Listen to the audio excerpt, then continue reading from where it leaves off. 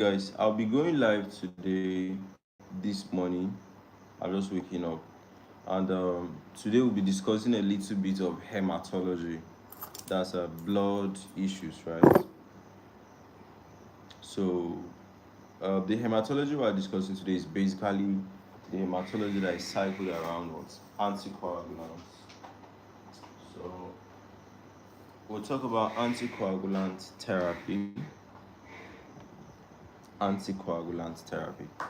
So that's what we'll be doing for today. So what we have here is, I think I have about 25 presentations on the anticoagulant therapy. I'll be taking them. The time now is 5:44. I'll be taking them till like 7 o'clock. Then I should be done. Okay. So the first thing we'll be discussing is under the anticoagulant therapies, we'll be discussing the various medical conditions. After we're done discussing the medical conditions, they will now come and talk about the drugs that can be used to treat those medical conditions. You understand? So the first medical condition under blood clotting disorders, of course, is the anticoagulants that are used in treating the blood clotting disorders. For the first condition we should be looking at, we'll be talking about what is known as the arterial thrombosis. Arterial thrombosis. Okay, so I have all the pictures here. We'll talk about it, and everything, including treatment. So arterial thrombosis, you just know that there's an abnormal clot, and this clot is inside an artery. Okay, when it's inside a vein, they call that a venous thrombosis. So it can quickly block the blood flow, or it will actually narrow the blood flow, thereby increasing the blood pressure of the body. Do you understand? So that's where cardiology comes in and all of that. So what is it? Arterial thrombosis is clot in the artery. Okay. Of course, what is the use of the arteries in the body? They actually carry oxygen. So if there's anything blocking an artery or narrowing the passageway for blood in an artery, the thing is indirectly suffocating the body of oxygen. So arteries are actually high blood pressures. Clots can actually form, and they are high pressured. Okay, sorry, they are high pressured. So that's why clots can actually form very fast. So what is dangerous? If there's a block in an artery, it can trigger a lot of things, like heart attacks, strokes, acute limb ischemia. Like if it occurs in the leg, it can now like cut off the blood supply to the leg. So symptoms depend on location, but generally, you can have a sudden pain. That the nerves there could actually start being affected because they are lacking blood supply too. So you're having numbness. Sometimes the artery could actually get enlarged and also compress the nerves around there. So you can actually have numbness. Then there's weakness or coldness in the affected area. So what usually causes an arterial thrombosis? So most commonly is due to what? Fat buildup in the blood vessel. So they call that a fatty plaque buildup. So when the plaque ruptures, platelets rush in and form a clot. Okay? So risk factors, what can make you more easily for you to have this arterial thrombosis? If you smoke, if you take high cholesterol, high blood pressure, if you already have high blood pressures, if you are diabetic, if you have obesity, that's like you are overweight, or if you are very old. Do you understand? So they usually diagnose the arterial thrombosis because arteries are basically deeply buried in, not on top like the veins. Okay, you have to use imagings like ultrasound, CT scans, and MRI. Then also some blood tests to actually take it out. So treatments just have to do with antiplatelet drugs. So you are giving drugs that will stop platelets from coming together.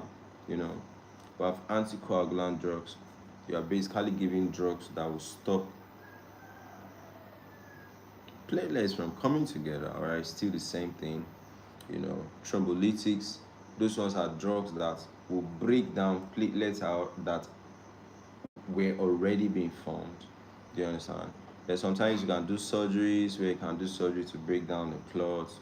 Then also angioplasty just to restore the blood flow. So that's what we got for arterial thrombosis. We'll quickly move to the next presentation. So for the next presentation, we'll be having an introduction to what the anticoagulant therapy is. Okay, introduction to what an anticoagulant therapy is. All right. So before we talk about the anticoagulant therapy, I just want to give you guys a small gist. So when you talk about like just trying to break down the terminologies, right? When you talk about anti, that's something that is against.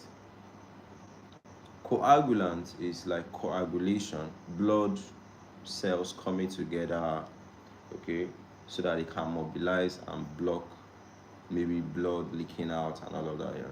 So anticoagulant therapy is basically drugs that will stop blood cells from coming together. Just gets it at that level. So anticoagulants, they are often called blood thinners. So they are actually drugs that prevent new clots from forming. Now they help the body to also break down existing clots. Those ones they call them the thrombolytics types of anticoagulants. You know, so they use them in treating all these disease conditions that have to do with blood is clotting abnormally. You know, like all those deep vein thrombosis, like all those pulmonary embolism, like all this atrial fibrillation related stroke, heart attacks and atrial what thrombosis. Then also maybe you have some blood clots after a major surgery or so, you know. So of course those medications um, can prevent, you know, a lot of things, right? If you have a blockage in your blood vessels, the tissues are being denied of oxygen. You understand? If the blockage is occurring in the vein, the tissues are being denied of drainage. That's like draining bad blood from them. Do you understand? So you can now have like accumulation of lactic acid. If oxygen is not being supplied, you can now start having ischemia, a lot of things. So I have the drugs here. I have a picture of what warfarin. I have a picture of heparin. Okay, so I have a lot of pictures. I have a picture of a rivaroxaban. I have a picture of what dabigatran. So how do these drugs work?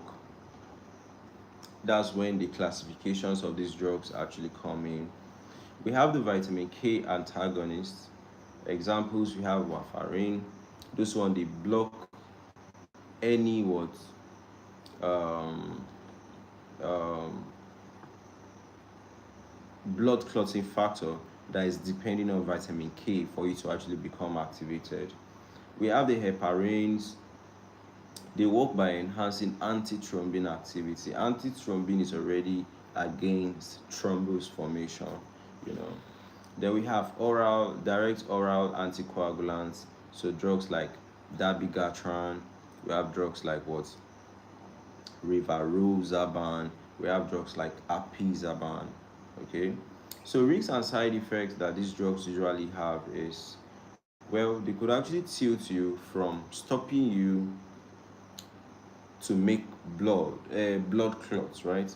Like they make your blood watery so that there's no blood clots.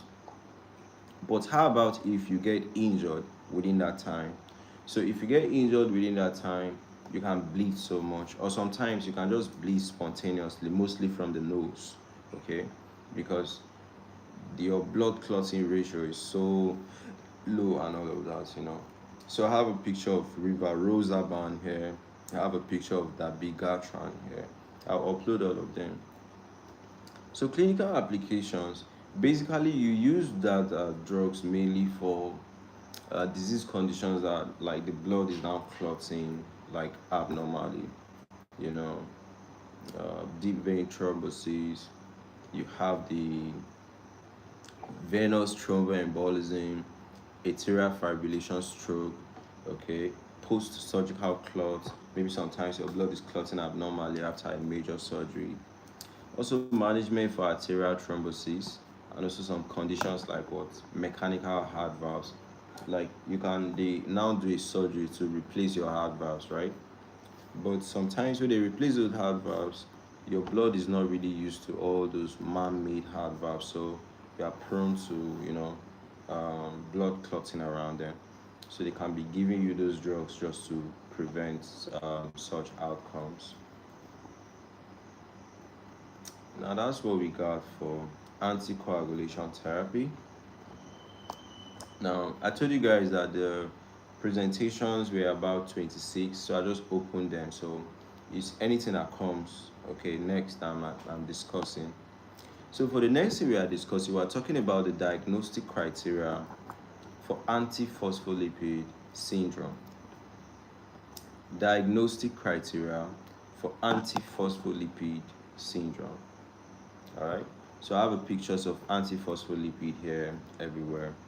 So first of all, introducing us to what antiphospholipid is, you should know that it's an autoimmune disorder. So autoimmune disorder means that it's your immune system that is actually causing a lot of issues on the body, you know. So it's characterized by thrombosis, like bloods are just coagulating and blocking the blood vessels everywhere, or pregnancy morbidity in the presence of persistent antiphospholipid antibodies. Okay, so for you to diagnose antiphospholipid, at least you need to have one clinical criteria, then you need to actually have what, one laboratory criteria. So we'll run through the clinical criteria, we'll also run through the laboratory criteria, you understand. So for the clinical criteria, vascular thrombosis, so um, one of the major objective confirmed episode of probably there must have been what, a blockage in a vein, that's venous thrombosis, or blockage in an artery, that's arterial thrombosis, or there have been a blockage in a capillary, that's what we call the small vessel thrombosis. So at least there must have been a case of what, a blockage in any of the blood vessels. So pregnancy morbidity, probably there's unexplained fetal death. That's if it occurs in pregnancy, right? Probably there's unexplained fetal death. There's premature birth. Probably the woman has had preeclampsia during pregnancy, eclampsia, or placental insufficiency. All right. So laboratory criteria is now for you to now say, okay, somebody actually has an antiphospholipid syndrome. So antibodies must be present. Okay, antibodies must be present. That's to show you that it's actually an autoimmune condition. Do you understand? Then that's what we got. So basically that's it. If I deal this lupus anticoagulant, we have the anti-cardiolipin antibodies, we have the anti-beta 2 glycoprotein 1 antibodies. So any of these antibodies must actually be present. Do you understand? So if you get one clinical criteria, if you get one laboratory criteria, you can confidently say that you have actually diagnosed antiphospholipid syndrome. Baby girl, see me, same date.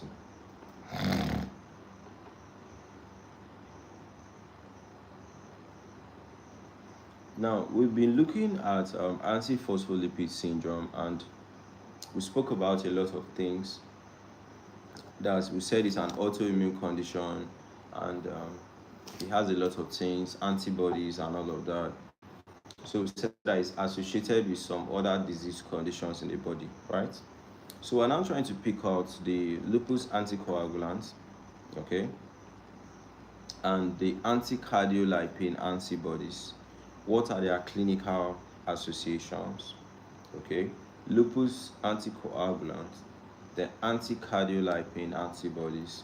What are their associations? So you should know that for major associations, you can see the lupus anticoagulant and the anti-cardiolipin in medical conditions like thrombosis. All right, you can see them in thrombosis of the vein, that's venous thrombosis. You can see them in thrombosis of the artery, that's arterial thrombosis. Okay, so once you see them, they actually help you to confirm that there's a thrombotic issue. So you see them also in pregnancy morbidity. All right. So probably in somebody that has had was repeated miscarriages, somebody that their baby has died after just 10 weeks of being pregnant. Maybe the person has severe eclampsia, okay, or placental insufficiency. Maybe there's preterm birth, okay. So all of them, you can basically see those markers there. Then you can also see them in systemic lupus erythematosus, okay, and their presence significantly increase the risk of thrombosis in patients having what systemic lupus erythematosus. Then you can also see them in thrombocytopenia, all right. Um, that's low platelets, right? You can also see them in a disease condition known as the livedo reticularis or the livedo racemosa. It's a mottled net-like skin pattern, okay, that is usually associated with antiphospholipid syndrome. Of course, those markers, you see them in antiphospholipid syndrome. Antiphospholipid syndrome is associated with whatever we have been calling, okay. You can see them in cardiac issues like the Liebman-Sachs endocarditis. You can also see them in things like stroke, that's neurological manifestations. You can see them in stroke where there's all those thrombosis. You can see them in transient ischemic attack. You can see them in cognitive issues, right? People having cognitive issues, probably due to blockage of the retinal arteries and all of that, okay? So these are all the medical conditions which you are likely to see markers like lupus anticoagulant and the anticardiolipin antibodies. We'll quickly move to the, okay, we are actually on the fifth presentation now. Now, you should note that we are actually talking about any disease condition in the body that have to do with what? Blood clotting abnormally, because we're actually talking about the anticoagulant therapy. Do you understand? So you can't talk about the drug treatment if you haven't spoken about the diseases. So next we'll talk about the clinical features of another disease which is related to blood clotting anyhow in the body, and this is pulmonary embolism. Okay, so clinical features of pulmonary embolism. So the gist around pulmonary embolism just have to do with there's blockage in the blood vessels that should have actually what carried blood away from the lungs, okay.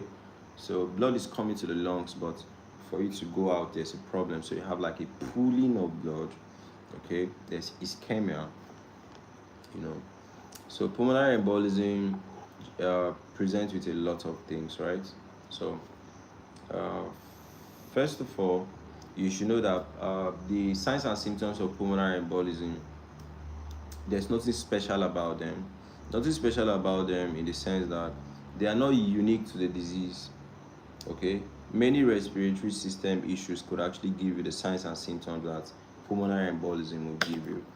So we have things like sudden onset of shortness of breath, okay, pleuritic chest pains, the patient is coughing. Most of the times, they can also be coughing out with blood. That's what we call the hemoptysis, right? Cardiovascular signs like rapid heart rate, that's tachycardia, hypotension or shock, syncope, the patient could be fainting, and the signs of right heart failure in severe cases. So for general and systemic symptoms, it could actually cause anxiety or a sense of impending doom, could cause fever, could cause dizziness, could cause lightheadedness, you know. Physical examination findings could cause tachypnea, that's rapid breathings, low oxygen saturation, that's hypoxia, okay.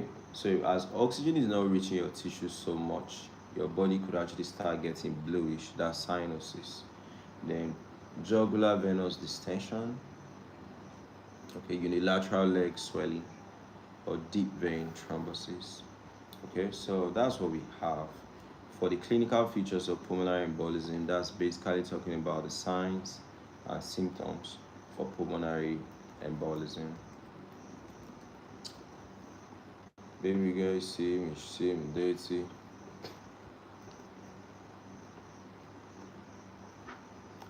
Now, for the next discussion we should be having, we'll get to talk about the differences between a venous thrombosis and an arterial thrombosis. Okay, so if blood clots in a vein and blood clots in an artery, um, okay, what are the differences? Okay, what are the differences? Okay, so venous thrombosis and arterial thrombosis, they differ a lot. Okay, somebody's asking, are you still in medical school? Yeah, I'm in medical school, bro. Okay, so they differ in a lot of things. Do you understand? Venous thrombosis and arterial thrombosis, they actually differ in a lot of things. So we'll be using a lot of criteria to be differentiating between what? Blood clots in a vein and blood clots in an artery. So based on locations, arterial thrombosis occur in arteries. Of course, arteries carry oxygen. So it will now be blocking what? Oxygen supply to tissues. Do you understand? So venous thrombosis now, they occur in veins, and veins carry away blood that has been contaminated with waste products and all of that. Do you understand? So if waste products are not being able to leave tissues, you have accumulation of waste products in tissues, okay, leading to a lot of issues. So for the main cause and pathophysiology, arterial thrombosis is usually caused by arteriosclerosis, okay. Um, that's a plaque rupture, okay, leading to platelet activation and clot formation. I helped you so much in your last year exam. Wow, you have already graduated. I'm still in my fifth year, bro. I'm still in my fifth year.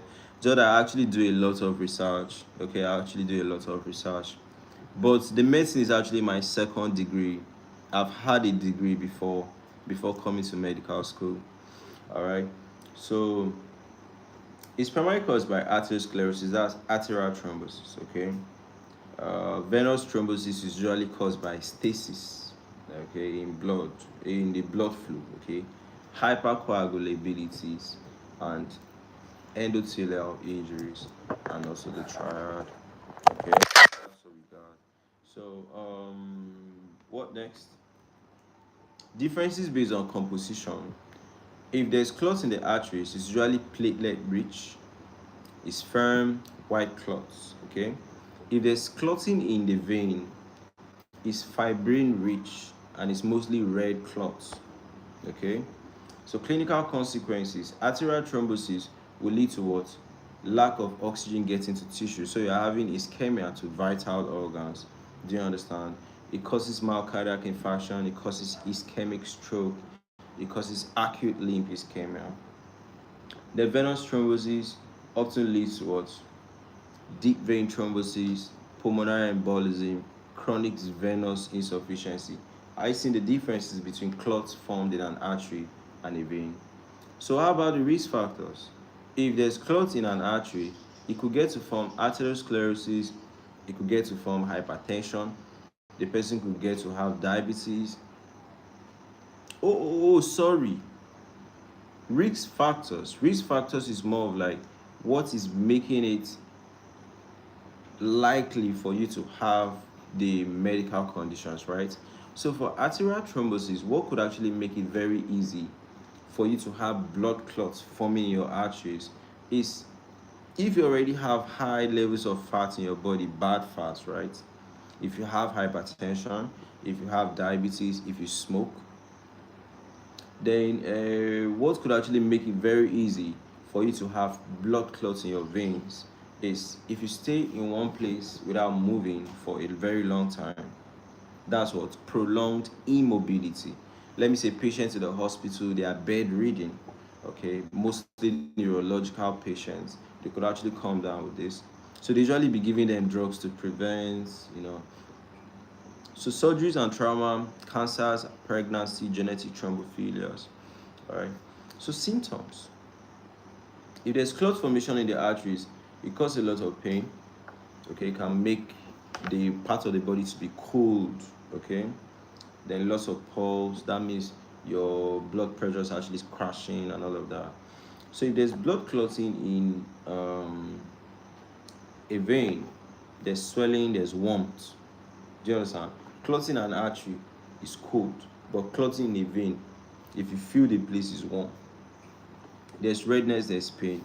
So differences based on treatment. Okay, if there's blood clots in an artery, you use antiplatelets like all those aspirin. Okay, if there's clotting in a vein, you use drugs like heparin and also the direct acting anticoagulants like all those apibazan, right? The rivaroxaban. They have all their names like that. Do you understand? So basically, that's the differences between if clots are forming in an artery and if clots are forming in a vein. So let's quickly go to the next presentation. Now for this one is just us to talk about the laboratory test.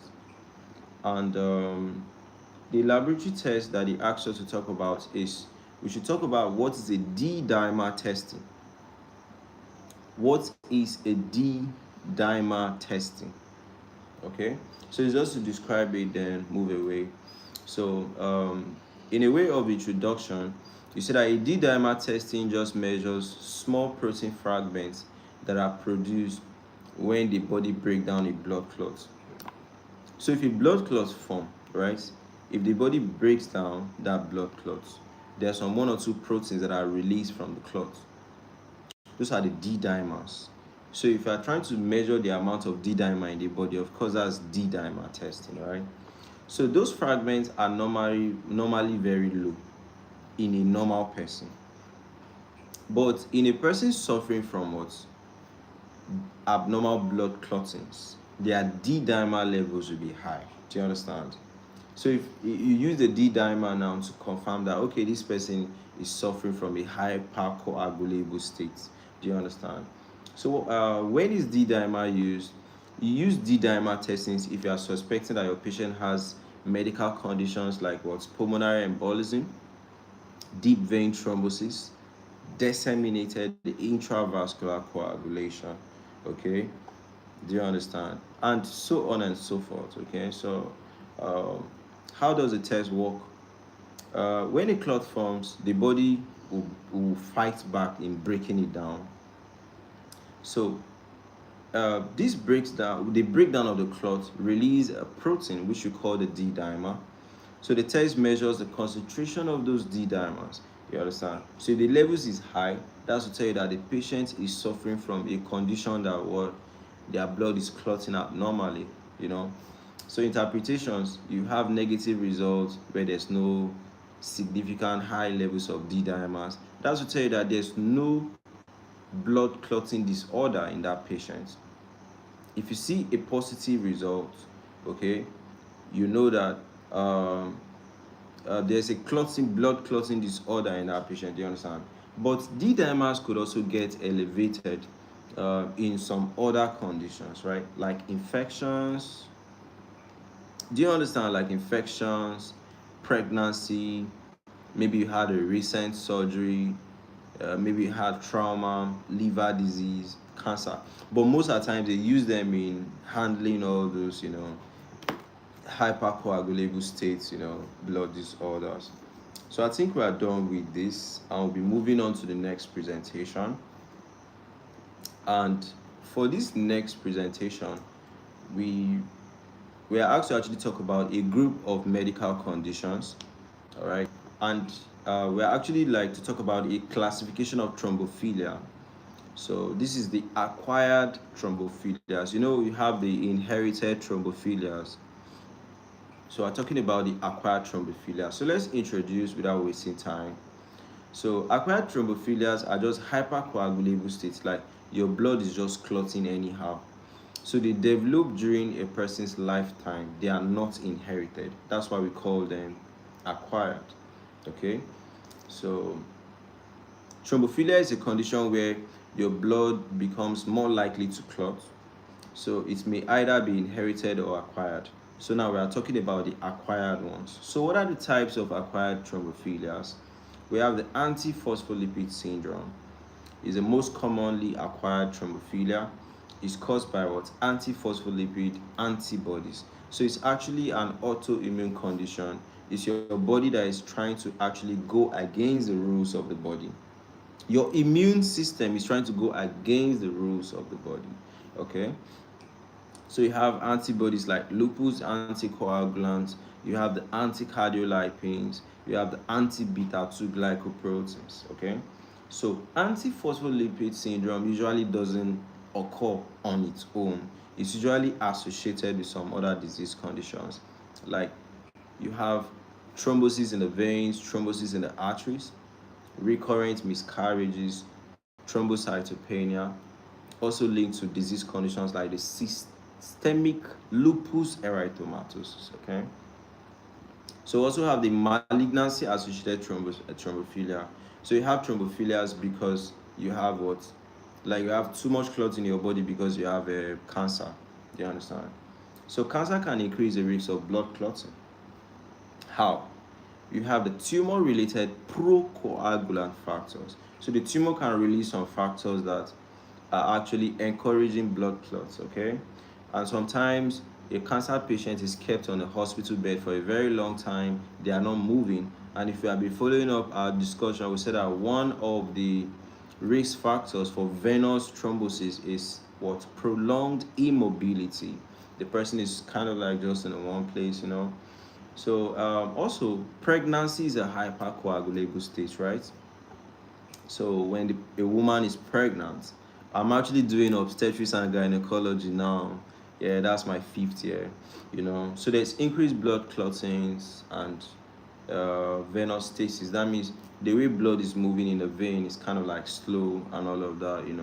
So there's a risk of blood clotting in such a woman.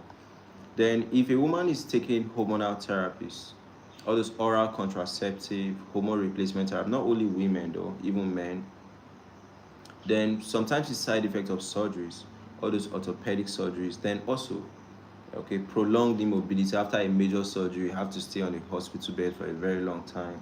There's a risk of clot forming in the veins. Okay, so chronic conditions like what? Systemic lupus erythematosus. Okay, that's, we're still talking about acquired thrombophilias. Don't slide away.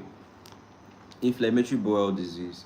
Okay, then myeloproliferative neoplasms. So we have some 1 or 2 blood cancers that blood cells are now being formed too much. So things like polycythemia vera, we have the essential thrombocythemia. Okay, there's sometimes you can have this blood clotting anyhow because of liver disease.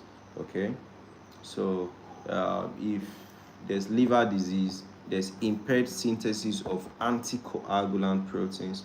The liver actually forms some anticoagulant proteins.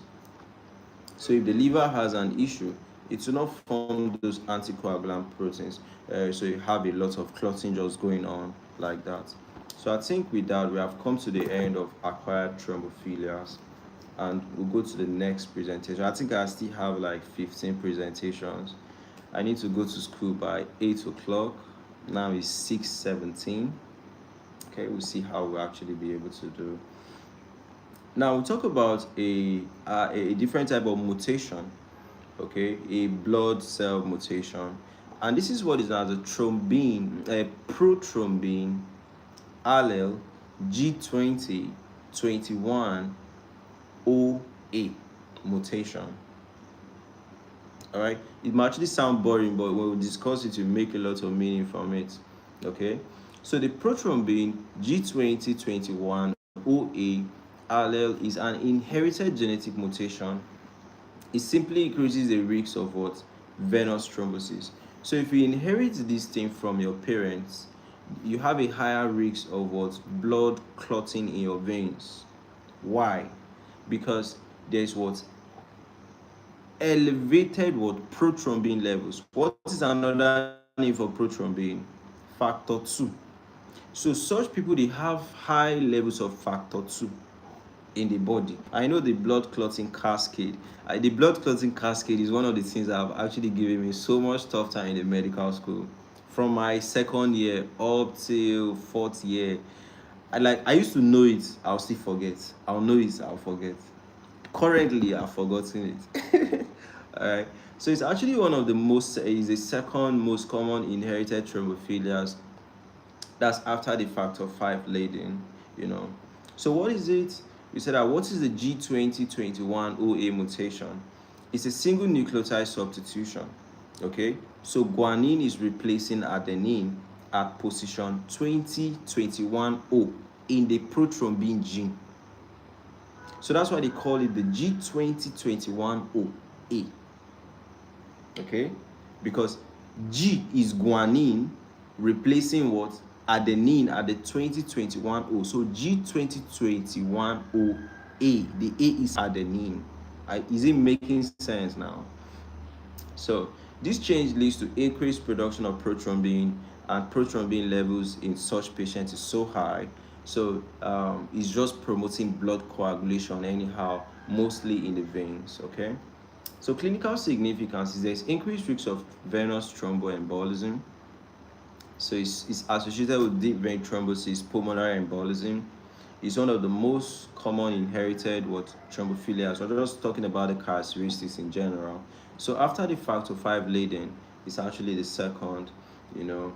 So if somebody is a heterozygous carrier, that means the person have the gene and another beta gene. The risks are mild to moderate. If somebody is a homozygous carrier, that means you inherited it from your mother, inherited it from your father, or more. The risk is so high, you know. So there's also a risk of arterial thrombosis. Okay, there's risks of blood clotting in your arteries. So diagnosis, you diagnose it from mostly observation. You know, if the person is just having venous thromboembolism unprovoked, just like that, you know, if there's a strong family history, so that's basically when your medical history taking comes in. At the family history, you're asking if somebody in the family has ever had an issue like this. Then if the person has been having thrombosis at a young age, okay, then if it is a woman, if she has been having recurrent pregnancy loss, you know. So management considerations is, well, you take history, you know, you look out for the risk factors, you know, everything, you understand. Then of course you are dealing with what? A hypercoagulable state. So the mainstay of drugs is what? Anticoagulants. Okay. So I'm done with this presentation. I'll be moving to the next presentation. For these drugs, I think I'll be uploading, like for these videos, I'll be uploading it on this same channel. All right, on the same channel. But for the pediatrics that I've been discussing, obstetrics and gynecology that I've been discussing, is a different channel I've been uploading on. So for what we have here for this, we're talking about drugs now. Okay, we are fully starting to touch about drugs now. So generally, you know, this is not pharmacology, right? These lectures were under hematology. If you go to pharmacology of anticoagulant, it's strictly drugs. But for the hematology, of course, you talk about the medical conditions as well as you talk about the drugs, but not in depth. You not talk about their pharmacology. You only list them. You know, that's how different specializations in medicines actually intersect with each other. So we are talking about the drugs that are used in treating blood clotting disorders generally. So it's like a classification of those drugs used in treating blood clotting disorders. So let's run through them. Okay. Well, for let me say for pathology and pharmacology, like chemical pathology, anatomical pathology, microbiology, pharmacology, and what again? Hematology. Inside these 5, the one I like the most, bro, I like a lot of them. I like chemical pathology, it makes you think. I like hematology, it's simple.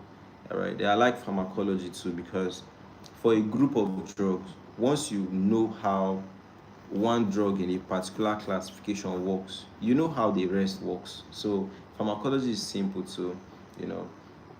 So looking at the classification of these drugs that are used in treating what clotting disorders, we have the big category where you have drug used in treating excessive clots. That's if you're now having clot formation too much, which type of drugs will it go for? Which type of drugs will it prescribe for such a patient? We have the anticoagulants like heparin. Under heparin, we have the unfractionated heparin. We have the low molecular weight heparin. Okay, we have the vitamin K antagonist. These are drugs that will basically what block any blood clotting factor that is usually activated by what factor K. So the mainstay drug there is warfarin. Then we have the direct acting anticoagulants, which I'll soon talk about their pharmacology, but that will be a different time. We have the apizaban, the way the name used to be. We have the rivaroxaban, we have the dabigatran, we have the edozaban. So those ones, they are direct acting anticoagulant. Directly, they will stop blood from clotting. So you use them in treating all those deep vein thrombosis, pulmonary embolism for patients. Well, personally, I think I've seen deep vein thrombosis. I've never seen pulmonary embolism. I've never seen pulmonary embolism. They also have the antiplatelet drugs, okay, mainly used in treating what? If there's blood clotting in the artery. So we have drugs like aspirin, we have drugs like the clopidogrel, we have drugs like the ticagrelor. All right, then we have the thrombolytics. Okay, thrombos, right? Lytics is cutting something down. So those drugs, you use them in treating what? Clots that has already been formed. It has already been done. We're just trying to what? Do damage control. So drugs like alteplase, streptokinase, tinecteplase, all right? So use it for all those massive pulmonary embolism, ischemic stroke, myocardial infarction, you know. Then those are drugs that were used in treating what? If your blood is clotting too much. Then we have drugs that are used in treating bleeding. Like your blood is not clotting. That's also a bleeding disorder. Okay? Bleeding disorder could be that it is too much or too small. Okay? So sometimes, okay, you have actually seen pulmonary embolism. Okay, they're actually too expensive in Nigeria. Well, the thrombolytics, right? I see them prescribing it for. I see them prescribing it for this thing. People that have all those cardiac. Is when they post us in cardiology, right? When they post us in cardiology, I used to see them prescribing it for soldiers. I school in Makodi. That's Benue State University. Yeah, I school in Makodi. So the clotting factor replacement, um, like, let me explain. So for the bleeding disorders, right? That means you are bleeding too much. So if you are bleeding too much, it could be that you are lacking a particular clotting factor. Do you understand? So you might just want to just replace it and the patient is fine. So you might want to replace factor 8 if you are dealing with hemophilia A. You might want to replace factor 9 if you are dealing with hemophilia B. You can replace prothrombin, you can replace fibrinogen. So that's when all those your blood transfusion, but blood transfusion, that's blood product transfusion comes in. Do you understand? So a patient needs this particular product of blood. You can collect whole blood, then you centrifuge and just take out that portion that the patient wants. You can preserve the rest for another patient that will need, or you can actually what? Transfuse it back to who donated. Okay? I just pray medicine reach that level. In Nigeria, though, I don't know. In Nigeria, mostly somebody needs anything, it's just whole blood they transfuse, you know. They also have desmopressins. It actually boosts the von Willebrand factor and also the factor 8. Okay, they also have drugs like the antifibrinolytics, like the tranexamic acid, then the aminocaproic acid. Okay, So that's what we got, you know, in classification of drugs used in treating blood clotting disorders. Let's quickly move to the next presentation. Now, for the next one, we spoke about previously, I think that's like two presentations back, we spoke about acquired thrombophilias, which we said those ones they occur during your lifetime, it wasn't inherited. So for now, we're actually going to talk about inherited thrombophilias. Those ones are clotting issues, hyperclotting issues, and you inherited it, okay? You inherited it from your patients, from your parents. So for the inherited thrombophilias, of course, it's just to explain, then actually talk about the different types of disease conditions that actually fall under the inherited. So inherited one is just a genetic tendency towards increasing blood clots. Okay, so there are conditions that are like sticky blood disorders. So they are present from birth. They call them sticky blood disorders because there's a high risk of clotting, especially in veins. All right. So what are the common types of inherited thrombophilias? We have the factor 5 Leiden mutation. That one is the most common inherited thrombophilia, okay? And there's increased resistance to what? Protein C. We'll talk about it. We'll explain it. I think like it's like 3 presentations away. Then we have the prothrombin G2021OA, which we already spoke about. Okay, the guanine is replacing adenine at the position of what? 2021O at the prothrombin gene. So the people have what? High levels of factor 2, that's prothrombin in the body, you know. Then we have the protein C deficiency, okay? So protein C normally prevents clotting. So if you have the protein C so low, the blood will just be clotting without anything to checkmate it. Do you understand? It's just literally. Protein S works with protein C, okay? So if protein S deficiency is low, there's also too much clotting in the body. Then we have the antithrombin deficiency, just like the name implies. Anti is against, thrombin is against blood clots. So if you have it low, clotting is just going on without any checks and balance, you know. So how these inherited thrombophilia cause clots is they create a hypercoagulable state, and most patients suffer from deep vein thrombosis, pulmonary embolism, and they can just have clots in different blood vessels. Stroke, okay, cerebral clots, okay, that's a ischemic stroke.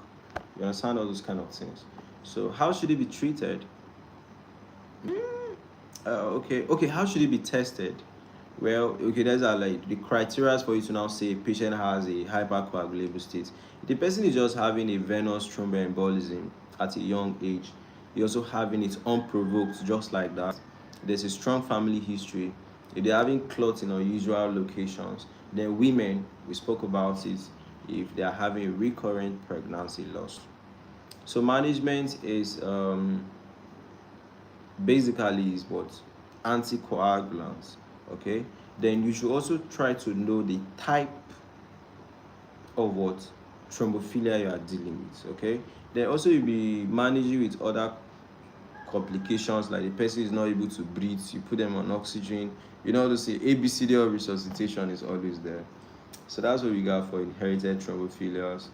We'll quickly move to the next, which is okay, we're talking about the factor 5 Leiden now. I told you guys that it's actually close.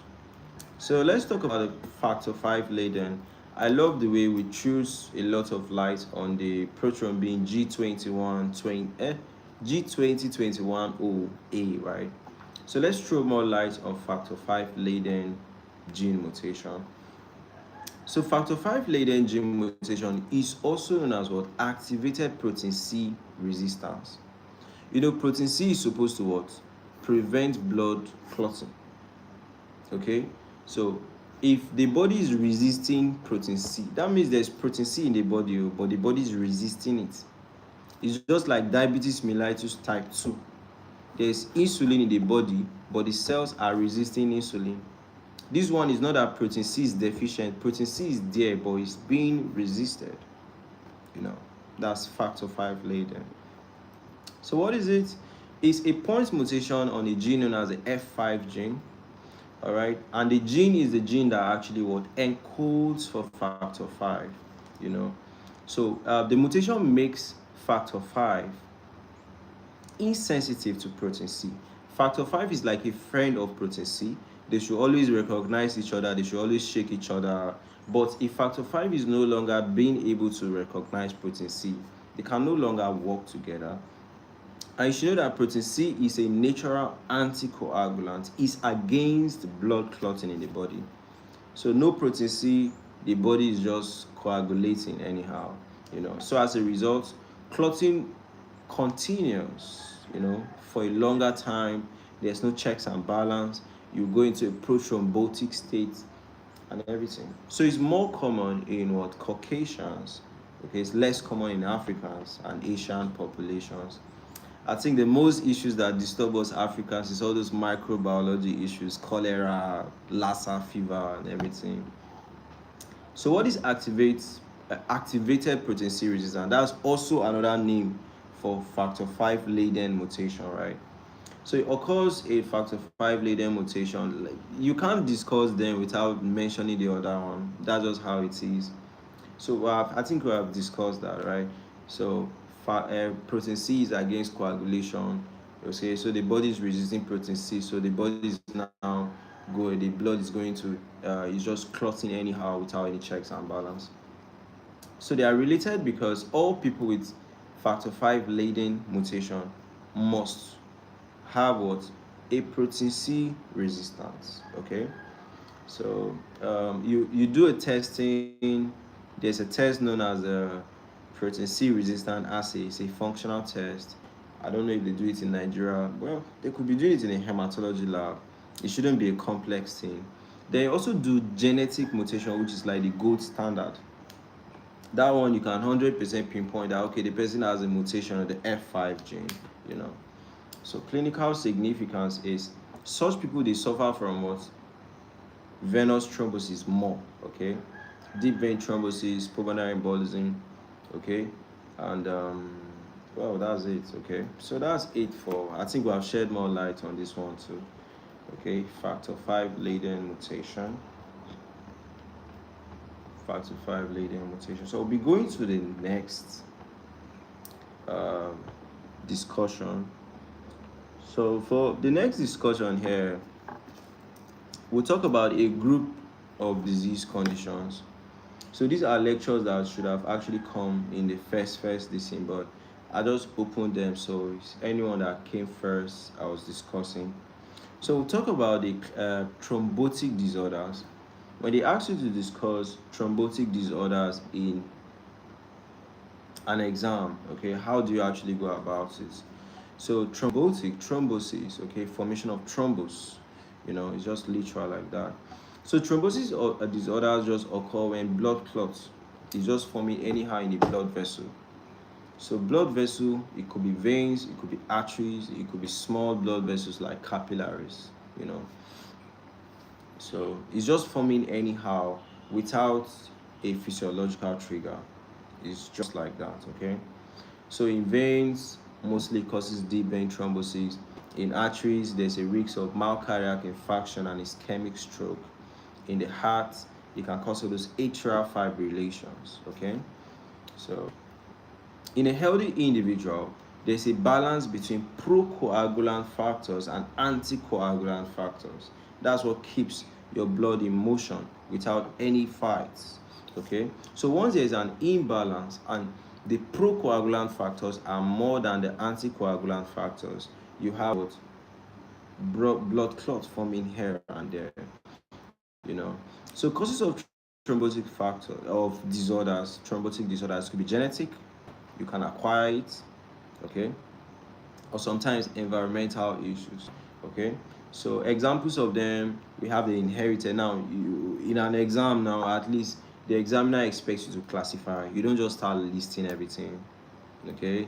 So inherited ones like factor 5 laden mutation, prothrombin G2021OA, the protein C deficiency, the protein S deficiency, the antithrombin deficiency.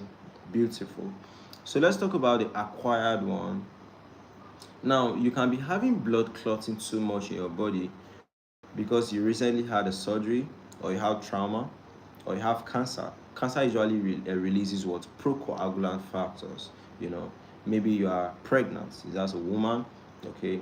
Inflammatory diseases, you have infections, hormonal therapies, those oral contraceptives, you are obese, so you are practicing a sedentary lifestyle, you're just in one place watching movie, you don't move around, you are obese, you are fat, you're not leper like me.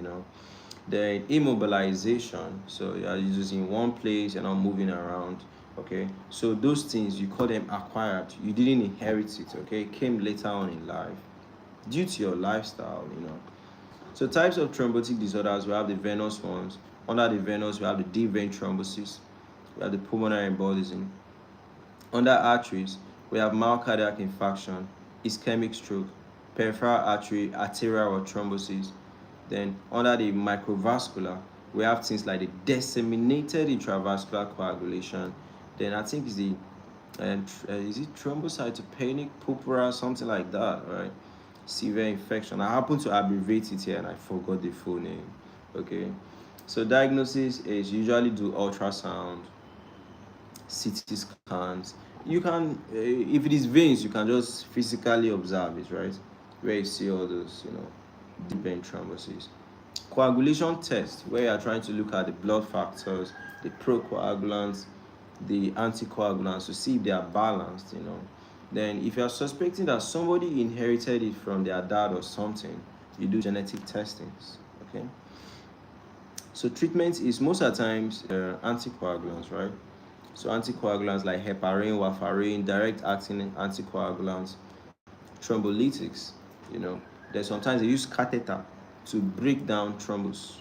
Okay, that's a catheter-related thrombolysis. Okay, I want to be a surgeon, so I'm usually interested in anything surgery, bro. Anything surgery, anything surgery. I see me always wearing army colors. So I actually want to go to the army.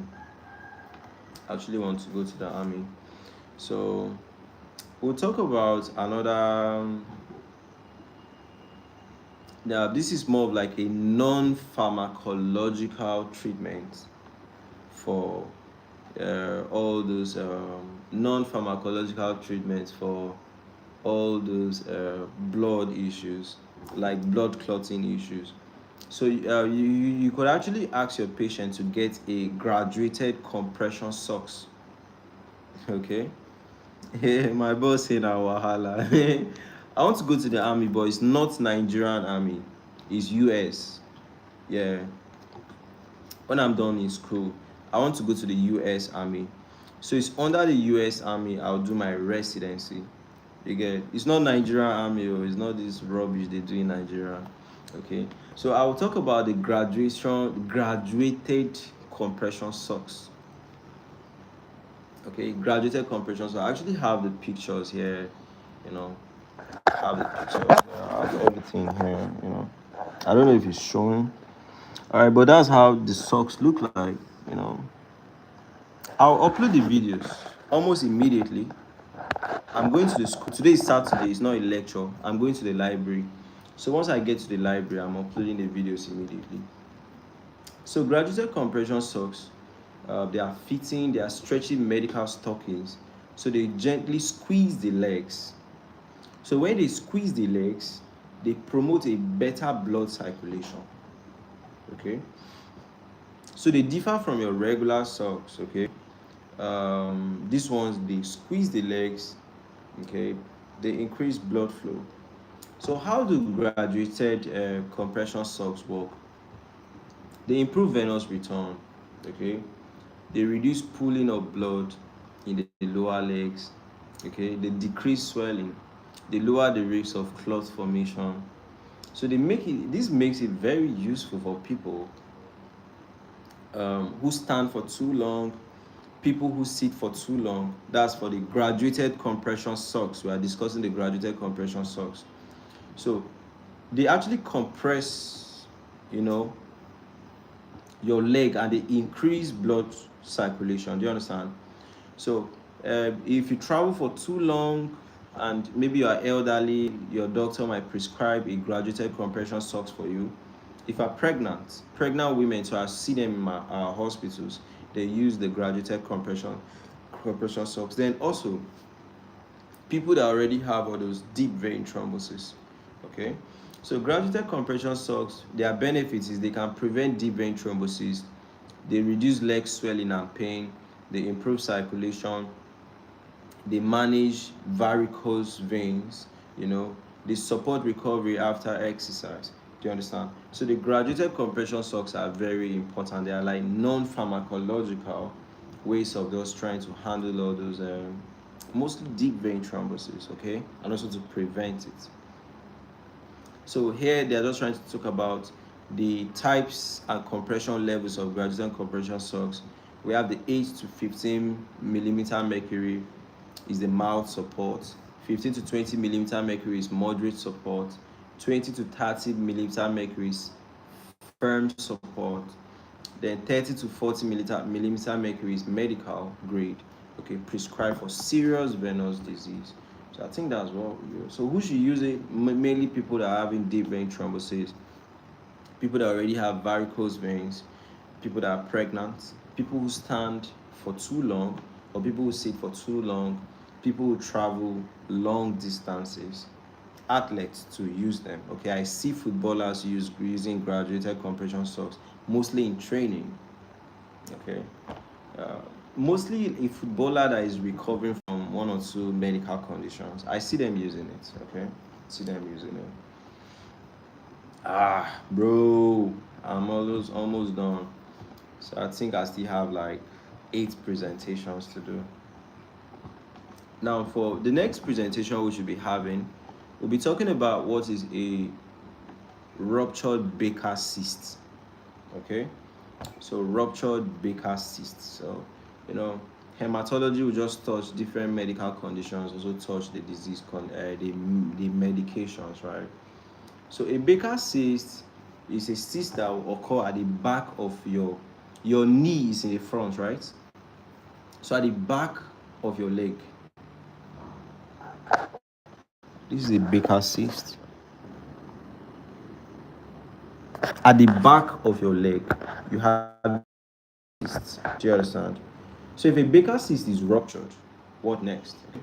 So a Baker cyst is the fluid-filled swelling is behind the knee. Okay, so it forms when excess joint fluids, often from arthritis or injuries, they push into the back of the knee. So when the cyst bursts, it makes fluid to leak into the calf. Okay, so symptoms of a ruptured Baker cyst is there's sudden sharp knee pain, swellings that may extend down the leg. So is having a ruptured Baker cyst, right, is one of the risk factors for having a deep vein thrombosis. So that's why they brought ruptured Baker cyst into this hematology stuff. So there's redness or warmth, there's a sensation of water running down the calf, there's bruising around the ankle after after a day or two. That means you have the rupture inside. After some day, it might be showing outside. Do you understand?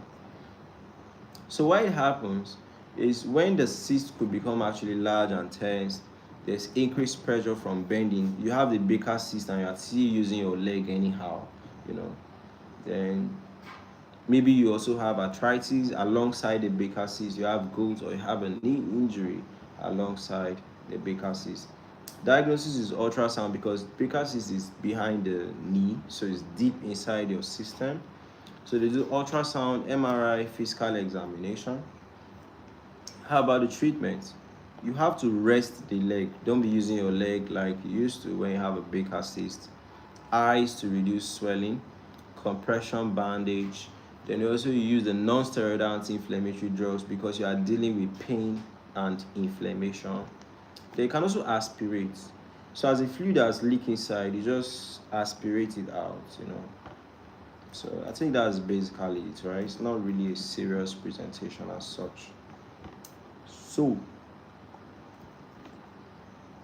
we talk about a very important anticoagulant, okay? And I don't really know why the lecturer single-handedly um, told the student to actually focus on the funda parinox. Okay, so I'm actually talking about the funda parinox. So for the funda parinox, you should know that it's a synthetic anticoagulant. When they say something is synthetic, it simply means the thing is man-made. Okay, so it's a synthetic anticoagulant. It works by inhibiting what? The activated factor 10. Okay, sorry, let's not actually start talking about the mechanism of action. Let's just go straight into the drug profile. So fondaparinux is an anticoagulant. It's mainly used in treating all those venous thromboembolisms, okay, deep vein thrombosis, pulmonary embolism, okay, superficial venous thrombosis, okay. Let's talk about the mechanism of action. It binds to antithrombin 3. Okay, now when it binds to antithrombin 3, it will now go to what? Block factor 10. But it's the factor 10, you just write it XA.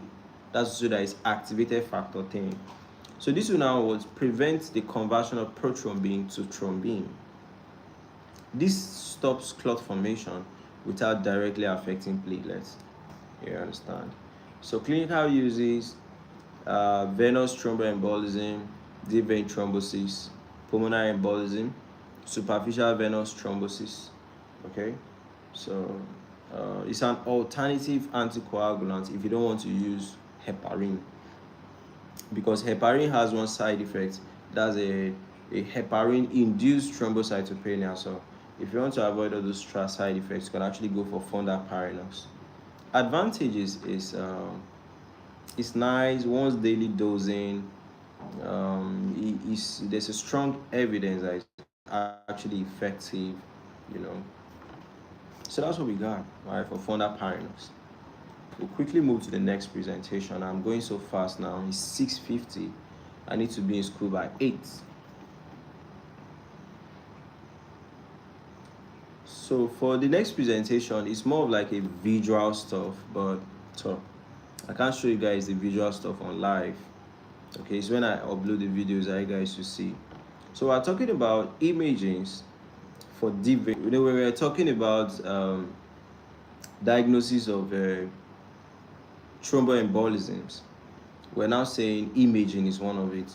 So we'll talk about the imaging techniques for deep vein thrombosis and also the imaging techniques for pulmonary embolism. So for deep vein thrombosis, for me, if you want to save the patient's money, you must always order for, well, deep vein thrombosis could be deep, but it always shows on the upside. Okay, I don't know, depends on the circumstances. You can order for images because images are usually expensive. All right, so deep vein thrombosis, you usually diagnose it. Pulmonary embolism, usually diagnose it with imaging. So let's quickly talk about it. We'll start with deep vein thrombosis, right? So the type of images you order for deep vein thrombosis, one of it is known as a compression ultrasound. It's the most widely recommended and is non-invasive, is highly accurate, okay, to dictating deep vein thrombosis. We have the Doppler ultrasound. That one is trying to access how blood is still flowing. Doppler ultrasound used to show color, green, red, blue. Yes, it shows how blood is still flowing. Then we have the CT venography. Okay, we have the MR, that's what? Magnetic resonance venography. You can do venography on MRI or venography on what? CT scan. Then we have the contrast venography. That one, you are injecting a contrast, so you study the venous. Then for pulmonary embolism, CT pulmonary angiography is the gold standard. It's the most accurate and widely used test for pulmonary embolism. It provides direct visualization into the emboli. That's what is blocking that blood vessel in your lungs, So we also have the ventilation perfusion scan, okay? So I think that one, they do it when you are breathing or something, Pulmonary angiography Then we have the echocardiography. Echocardiography is supportive because blood moves from the heart to the lungs. So as the lungs has issue, you are trying to access the heart to see that the heart has not been affected by the issue of the lungs. It's a supportive stuff, okay? So those are the various images you order for deep vein thrombosis and also pulmonary embolism. Let's quickly move to the, yeah, bro, these presentations are much, bro. But I think breaking these things down is the reason why I have a lot of videos on my YouTube channel. Yeah, I always break down stuff because that's how I learn. Right? Literally, how I started this channel was very funny. We were in second year of medical school and I needed to write exam, and I got to realize that I used to learn more when I visualize. Okay, and I was actually watching Ninja Nerd videos that time. So I was like, guy, if this guy is making videos, I beg, I'm tired of seeing this guy. I just want to make something for myself to be watching. So I made videos on our past questions. That's for second year of medical school. So I wrote the exam, I passed. So later, I now come and saw that there's something called YouTube Studio. And I went to the YouTube Studio and I saw that my audience, Nigeria wasn't even among the first 50 countries. That was when I actually took it serious. So for our next discussion, we'll talk about what is a venous thromboembolism. Okay, what is a venous thromboembolism?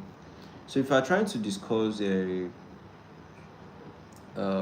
you're trying to discuss terminologies, if you say something is venous, it's related to what? The veins. Okay. If you say thrombo, that's formation of thrombosis. Okay, embolism, there's kind of like a blockage, and maybe the thrombus, it's kind of like a blockage, right? It's a blockage. Okay. So venous thromboembolism just refers to blood clots they form in the vein. Okay, most commonly have conditions like deep vein thrombosis and pulmonary embolism. You know, so it's actually a life-threatening issue. You know, so venous thromboembolism is usually two related conditions. The deep vein thrombosis, which is usually in the leg, deep veins. Okay, deep veins in the legs are affected. Deep veins in the thighs are affected. Deep veins in the pelvis are affected. It can also occur in the arm, but it's rare. Okay, then we have the pulmonary embolism. This one, blood is blocking what? Blood flow in the lungs. Okay, so why this venous thromboembolism happens is usually develops when blood flow slows down. Your blood, once anything is slowing it down, there's a risk of it actually clotting. It's kind of like a command. Okay, you having slow blood flow is like a command to your blood to actually start clotting. you know so it could be that your blood is slow and slowly include immobility, surgeries and cancers, okay, trauma, pregnancy,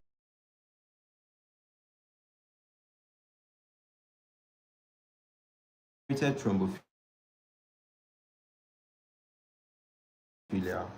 obesity, and smoking. Okay, so all those things could possibly uh, make your blood flow slowly. Okay, so next, embolism. If it's blood clotting issues are usually cold. Sound, the body is suffering from a hypercoagulation. You do an MRI venography or CT venography. All right. Treatment is you are dealing with a condition where the blood is clotting so much, so you come in with drugs that will prevent clots. That's an anticoagulant drugs. Okay. So drugs like heparin, low molecular weight, heparin, fondaparinux, warfarin, direct acting anticoagulants. Okay, so drugs like apixaban, rivaroxaban use thrombolytics. Okay, there's sometimes mechanical options where you use a catheter to break down the thrombus. You know, so that's what we got for what a venous thromboembolism state is. We'll move to the next presentation. Now, for the next presentation, we're looking at a group of drugs. Okay, so we're talking about drugs that are used in treating blood clotting disorders, and we made mention of a class of drug known as the vitamin K antagonist types of drugs, but we didn't actually go in depth. It was just a mention. So I want us to actually discuss the vitamin K antagonist type of drugs. So we'll list the very important drugs under this category. So it's under hematology, so we are not going to talk about pharmacology of any drug.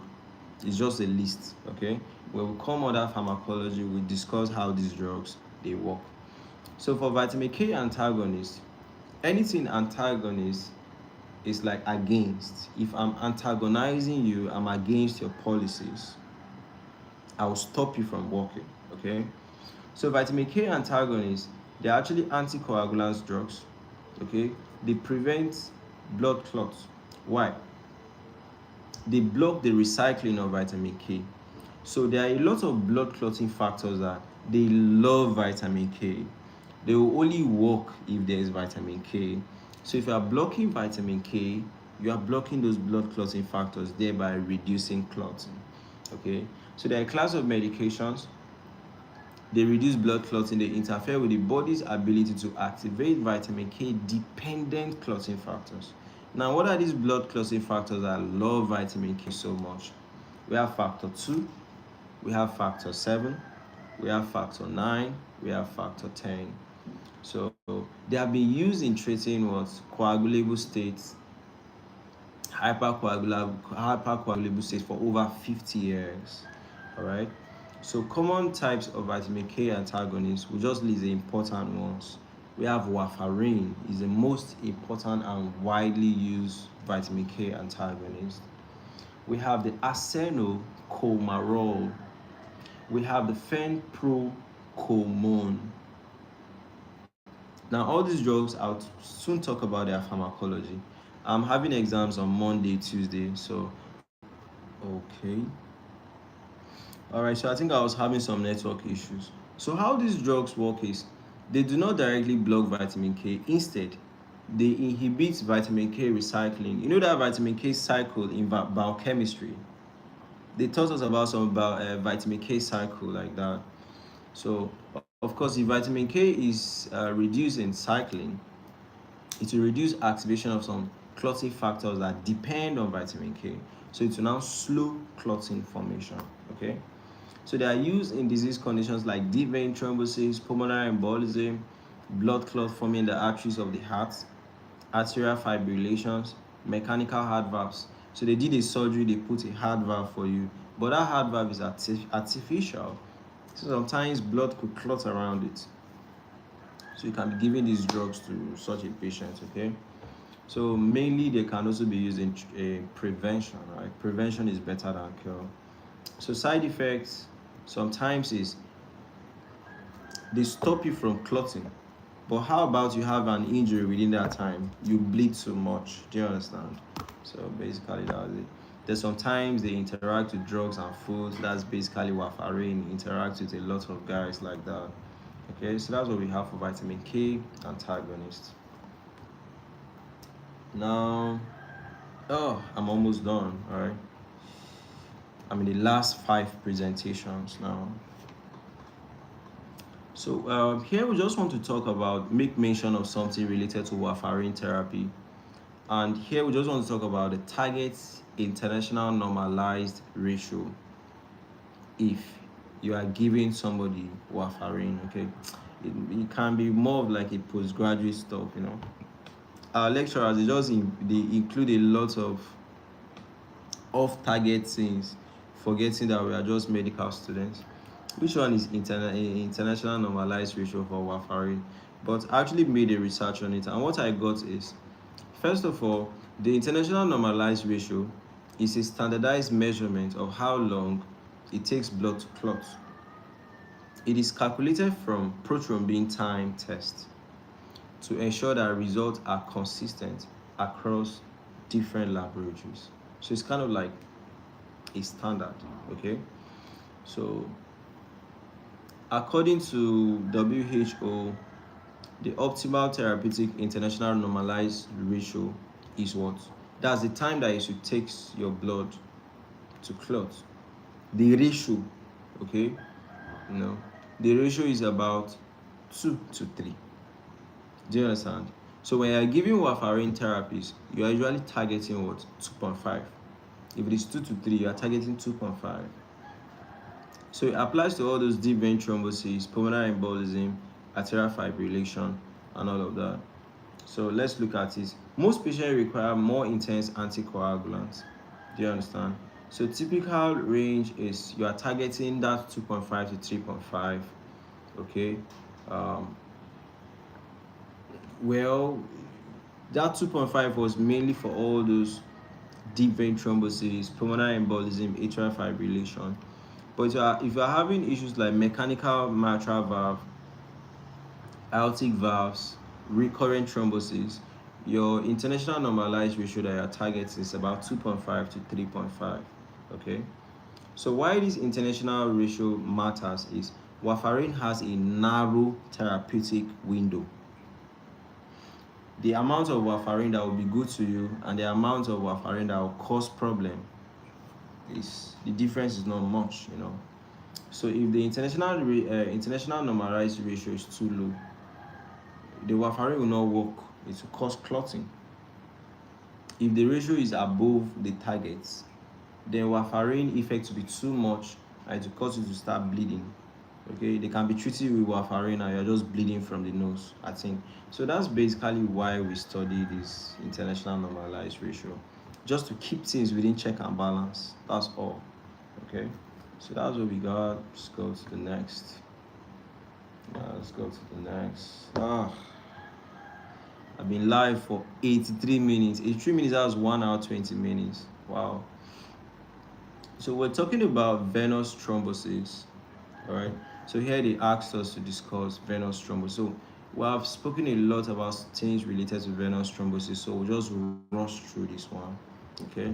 So for venous thrombosis, just refers to blood clot is forming in a vein and is blocking the normal blood flow. What is the use of the veins? The veins take away bad blood from tissues. Blood that is contaminated with carbon dioxide, waste products, and everything from tissues. So if you are blocking the blood flow in a vein, that means you are stopping bad blood to be taken away from tissues. You understand? So you have those bad products that are supposed to have been gone into blood to go and be washed up. They are accumulating in tissues. So bad products like carbon dioxide, okay, your kidneys take away urea and creatinine. So, urea and creatinine will be accumulating in tissues. Are you thinking about the side complications now? So examples of venous thrombosis, we have the deep vein thrombosis, pulmonary embolism mainly. Symptoms, okay? What would the patient complain about? If it is deep vein thrombosis, leg swelling, pain and tenderness, right? Warmth, if you try to feel it, is warm, okay? Then the leg is discolored. I have the image here, everything is here. The leg is discolored, is becoming reddish, sudden onset of shortness of breath. That's for pulmonary embolism now. Chest pain, pleuritic chest pain, that's what I actually call it. Then the person is coughing with or without blood. So you put cough plus or minus hemoptysis. Your lecturer will be feeling you. Rapid heart rate and everything. So causes and risk factors. What will make it likely for you to have a venous thrombosis? That's blood pooling up in your veins. If your blood is moving slowly, that's stasis of blood flow. Like you have been in one position for too long, immobility. You travel for too long. Like for me, I travel a lot. Like 2 weeks can't pass without me traveling because I stay in Jos. I school in Makurdi. So I always travel back to Jos because I have a lot of businesses. I'm not a small boy, so I don't actually allow medical school to steal away a lot of things from me.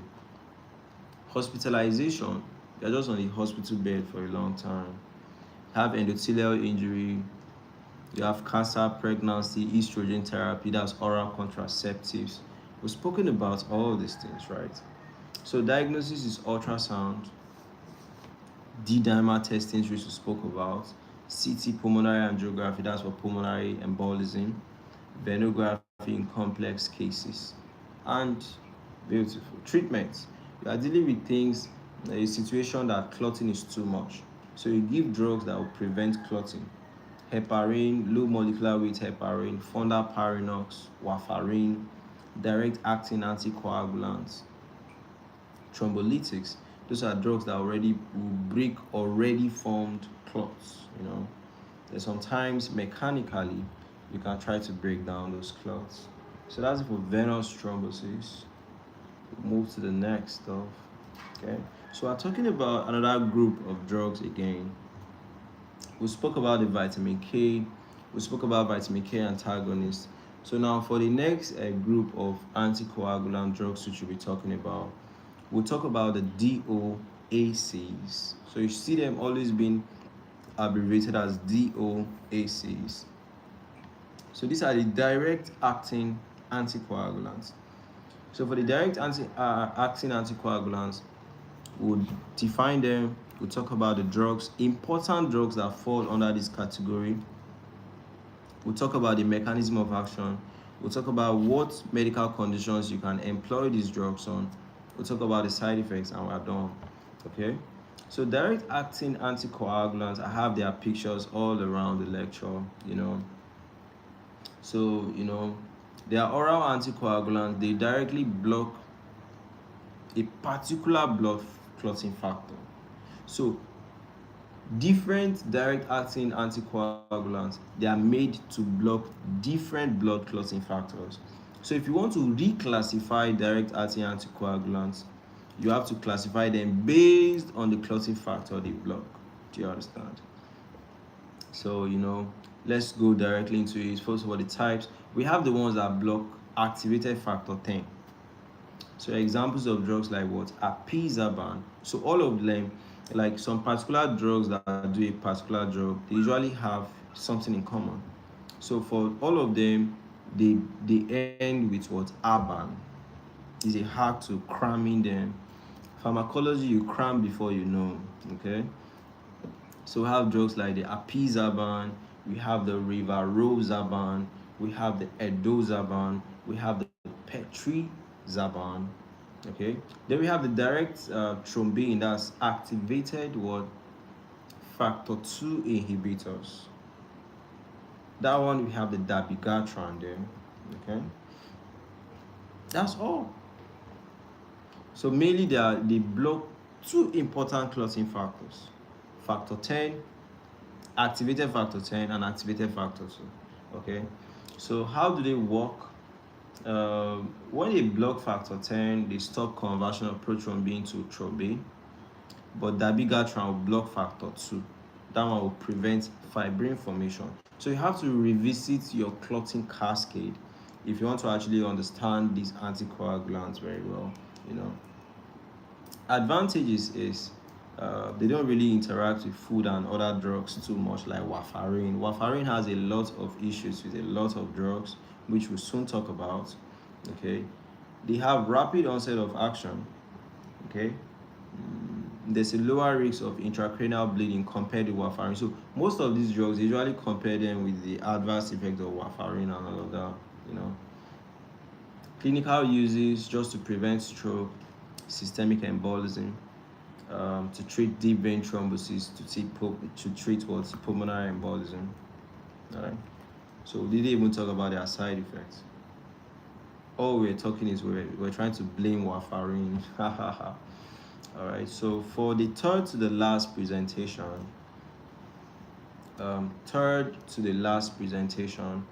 we'll be talking about treatments of venous thromboembolisms.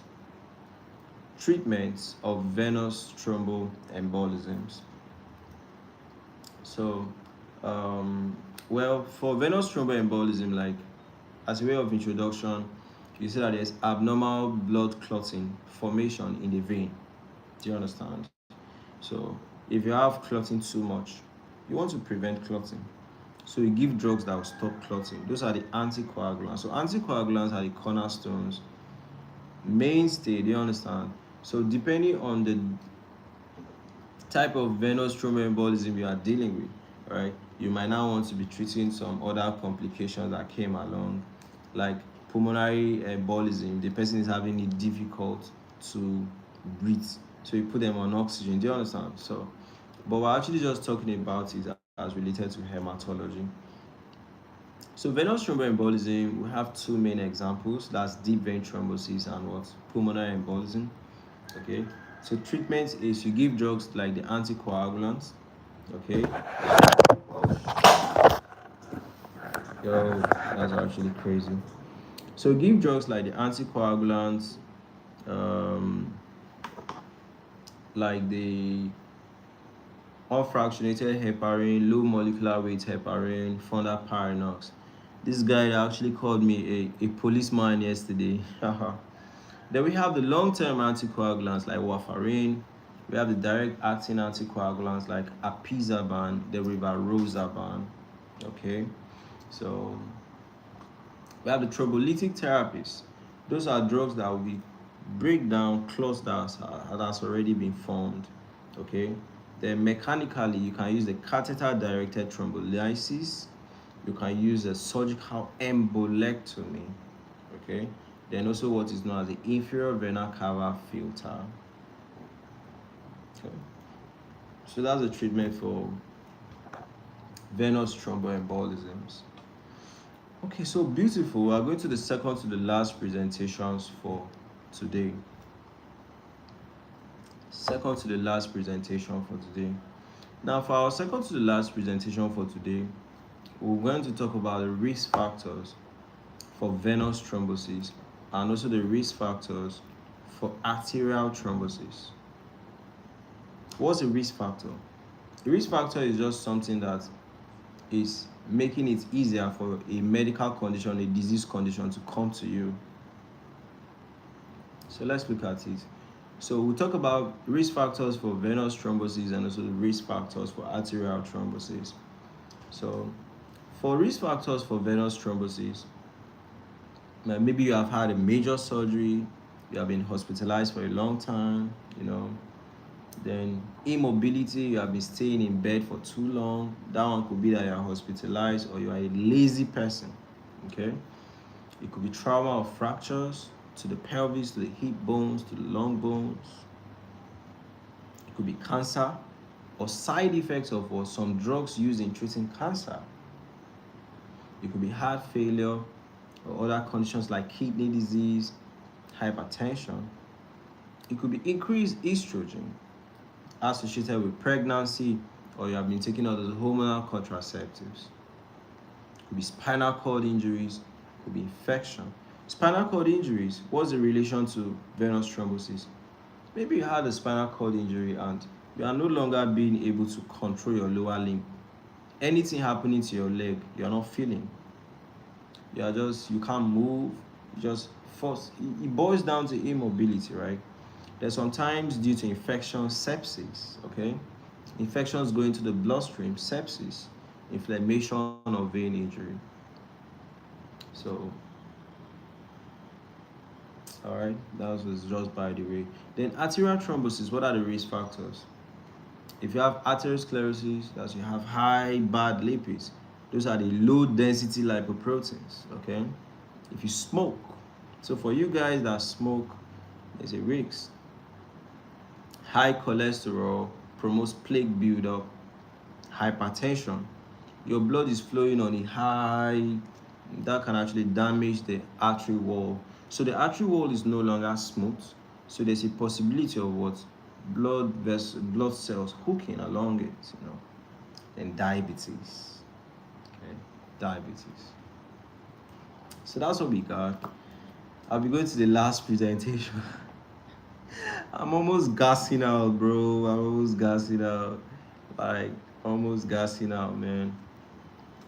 Now, for the last presentation, I told you guys that warfarin as a drug, it has a lot of fights with so many drugs.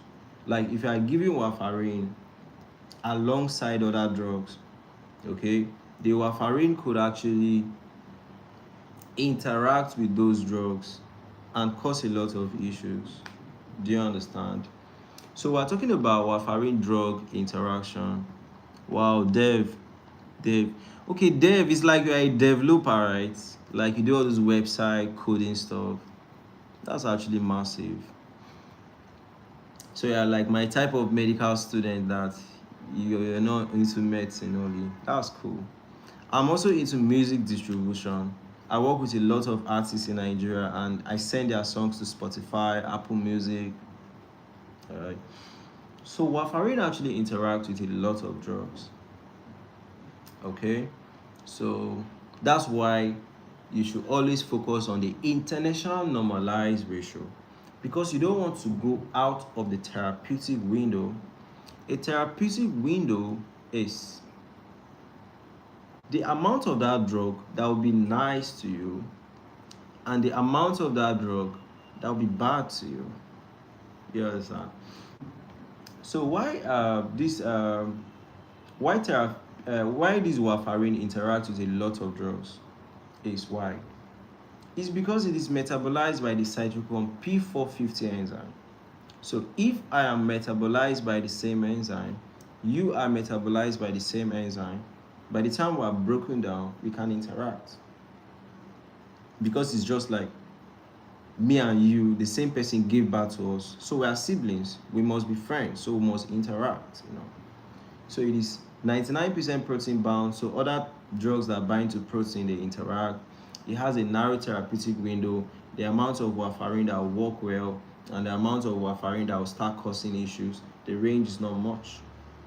Okay?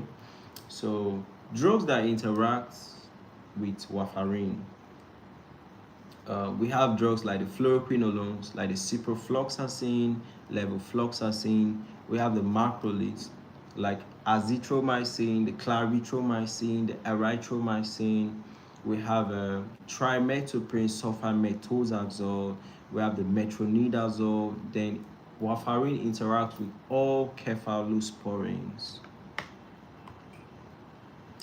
Warfarin also interacts with antifungals like the fluconazole, the miconazole, the voriconazole. All right. It interacts with cardiovascular drugs like amiodarone, the statins, lovastatin, simvastatin, rosuvastatins, the cimetidine. So other important interactors include things like the glucocorticoids like the prednisone, methylprednisolone, interacts with acetaminophen, that's paracetamol, right? Interacts with cancer drugs like what? The capecitabine, the 5-fluorouracil, the tamoxifen. Okay. So it also interacts with other drugs like the dicloxacillin, okay, nafcillin, cholestyramine. Bro, warfarin interacts with almost 600 items. It's listed on the web. So when you are treating a patient with warfarin, if there's an alternative, don't even use the warfarin. Interact with so many things. So the list continues. Rifampin, carbamazepine, phenobarbital. Okay. Interact with aspirin, all non-steroidal anti-inflammatory drugs including ibuprofen, diclofenac, clopidogrel, ticagrelor. It also interacts with fish oils. Interacts with what? Sertraline, doloxetine. It can also even interact with some food items like what? Vitamin K rich food like all those spinach, kale, broccoli. Interact with alcohol. If you are taking so much alcohol, if you are taking cranberry juice, a lot of things. Warfarin interacts with garlic, ginkgo, ginger, turmeric. So warfarin is a crazy guy. He doesn't like a lot of people. So this is 7:23, and I think I'll have to bath, prepare. I have to go to the library and read till like 7 o'clock. I have my gynecology and pediatrics exam on Monday and Tuesday, so I have to pass the exam. I have to go to the library and read. So I'll see you guys in the evening. In the evening, I'll be going live again. Anything around 7 o'clock, I should be going live.